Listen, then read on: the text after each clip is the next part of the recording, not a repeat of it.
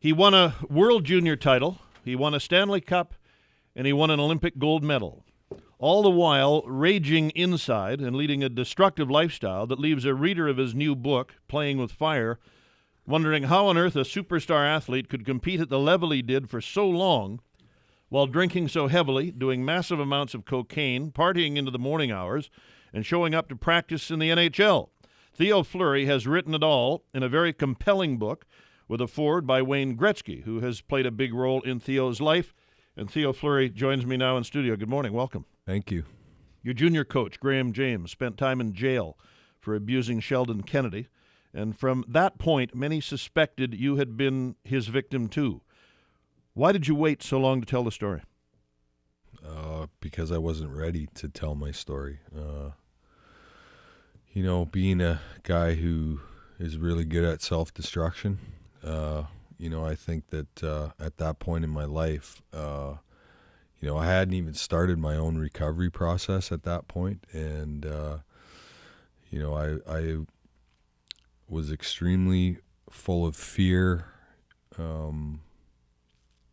and still very confused about the whole incident. And just at that point in my life really wasn't mature enough to be able to handle the situation. Sheldon's career was over at that point. Mine was basically kind of in the middle of it. Was your life rocked by Sheldon coming out? Yeah, definitely. That's when I really started to use the hard drugs. And,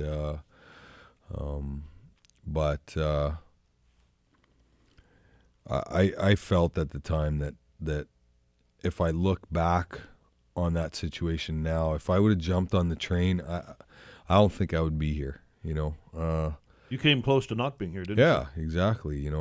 I attempted suicide at one point in my life, which I feel now that it was the kind of the turning point in getting my life back in order and back together. And you went and got a gun. I went and got a gun. I thought it was remarkable that somebody would sell you a gun and one bullet. Mm-hmm. Well, I had $5,000 in cash, and I just gave it to the guy and said, "This is what I want." But he had to know what you were going to do. Yeah, absolutely. But I'm not going to dwell on Graham, but I want to ask one thing or two before we get to the news, and then I want to talk about a lot of other stuff when we come back after the news. You did resist him, but he controlled you. He controlled your ice time. He could determine whether or not you would ever make it to the NHL. That's a lot of power. That's huge power. And he put himself in that position for a reason. You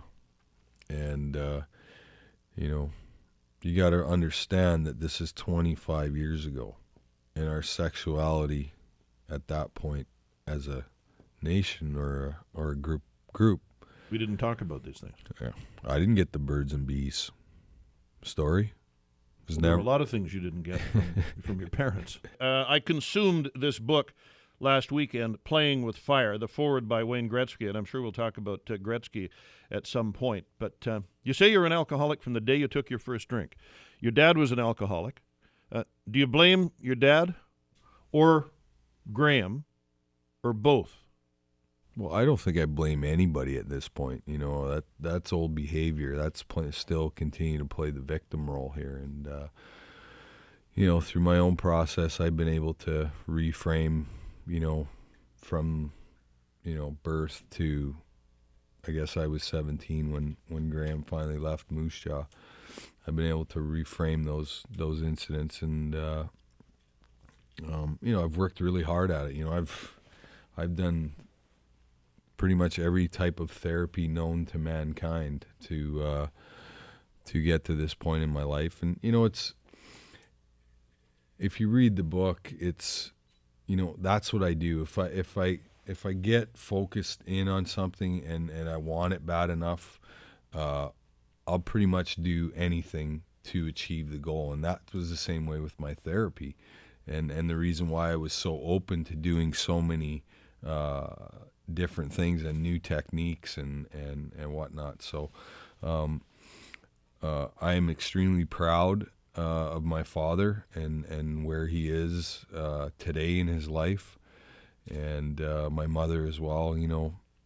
42 years of marriage is, to me, a phenomenal achievement for both of them, knowing what they've gone through and the adversity they had faced, and they truly love each other, and to me that's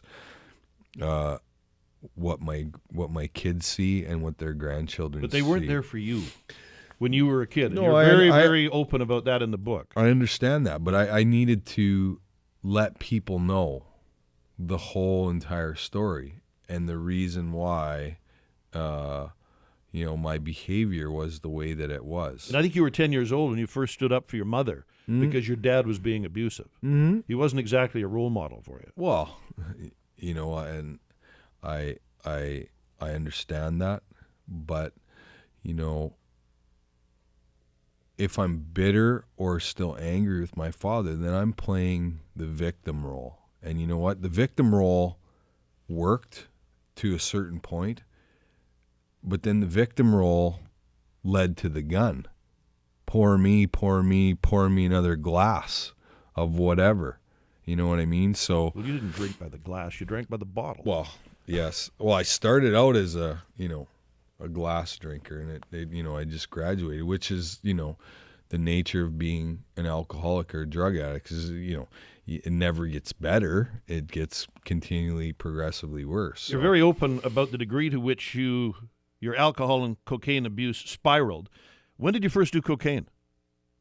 First time I tried it, I was 19. I was playing in the minors, and I was at a party and just happened to walk into the bathroom where somebody had, busted out some cocaine and said, "Hey, do you guys want to try it?" And I was like, "Yeah, sure, why not?" So that was my first experience with it. And then I think a couple of years went by, and I tried again when I was in New York after a game one time. And then when Sheldon came out with his reveal, that's when I really started to hit the hardcore stuff. And that at that point it was, it wasn't every day. It was just kind of a gradual thing. And then obviously when I got to New York, party time. Hello.